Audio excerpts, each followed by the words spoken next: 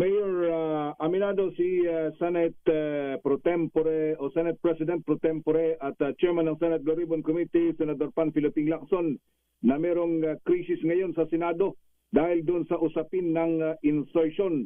Dahil doon sa kanyang pagbubulgar na sa 19th Congress ay itong katatapos na Kongreso ay meron silang 100 billion pesos na insertion sa 2025 national budget na nakalaan na tinawag niyang FLR o for later release.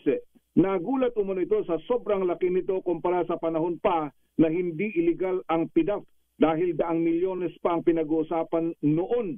Ngunit ngayon, ang pinakamababa ay 5 bilyon hanggang sa 9 bilyon bawat isang senador. Kaya ang sabi ni Senator Lacson, dapat ay ang pinakamainam na kanilang gawin, simulan na nilang maiging pagbusisi para sa pag-aproba sa 2026 national budget na hindi na nila pakikialaman sa ngayon. Sabi ni Senator Lacson ay hindi pa niya masyadong nabubusisi yung record ng mga congressmen dahil napakahaba daw yung kanilang listahan na merong kung sino-sino yung mga may mga insertion sa 2025 national budget.